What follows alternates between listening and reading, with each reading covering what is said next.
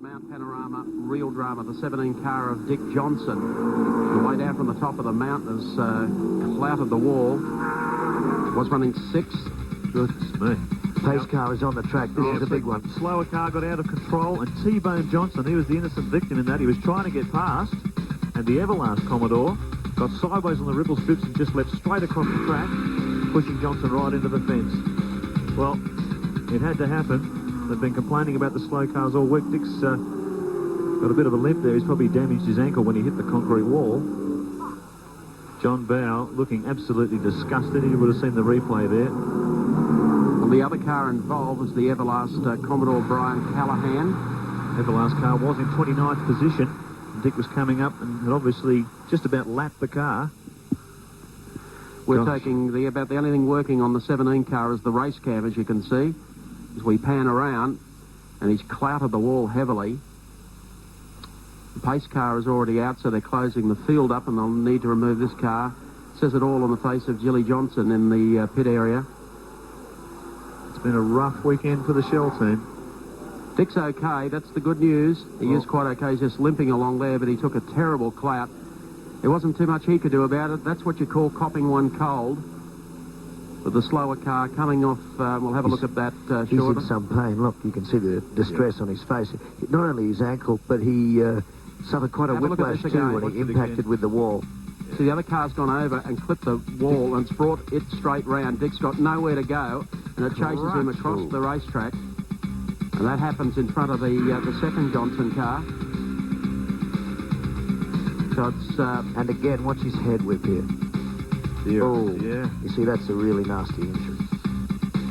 Again raises something that we said earlier about safety nets on the cars. There's the Everlast car that has lasted up until this point.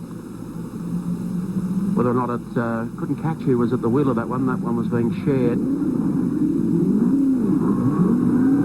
And at this stage, it's Bill O'Brien, in fact. So Bill O'Brien, who's been here many years, a very experienced driver in the field. Something has happened to his car coming up and touching the ripple strips. He's a vastly experienced driver. It's not like a rookie has just bounded off a wall somewhere. Okay, bad day for the Dick Johnson team. Let's go down to Andy in the pits. Yeah, thanks a lot, Mike. And I'll tell you what, it was very lucky they didn't clean up the second car of the second of the two Shell cars. Regardless, John, very disappointing. Oh, mate, what can you say? I mean, the biggest problem with this place is that there's too many once-a-year drivers. And, I mean, you know, Dick was minding his own business and got torpedoed. It's just that really, this is like $1 million sport, and I think the licensing standards are, you know, leave a bit to be desired, don't they? Mate, a lot of the leading teams have complained during the week about some of the slower cars and expressed a concern that, you know, they are going to be a problem. Well, it's always a problem. I mean, you've got to have a speed differential. Not everybody can do the same pace, but the problem is there's a lot of guys just race once a year here, and I didn't think you could do that. And they get into a bit of strife, and they don't know what to do about it, and they can, they've just effectively wrecked a $200,000 race car, like it, and it could have hurt somebody. It's just not good enough. John, obviously very disappointed. We'll let you go. Good old Brocky, flashing the Triple M logo for all the world to see.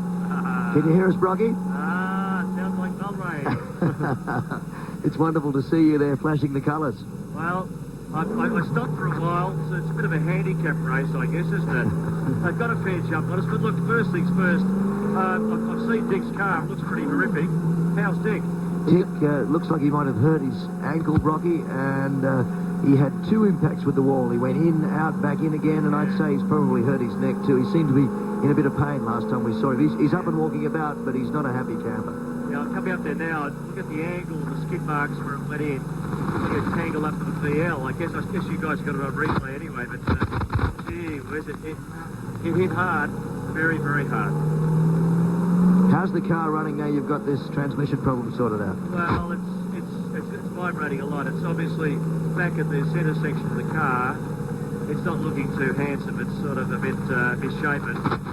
And I'm just looking around in the Dick. I can't see him anywhere. I guess he's maybe back at the ranch. They put him in an ambulance, haven't they? Okay, well, the car's in pretty second hand. But anyway, the problem I've got really is that it's now jumping out of second gear very badly, causing vibration. So gear is a pretty important gear around here. Oh, it doesn't matter anyway.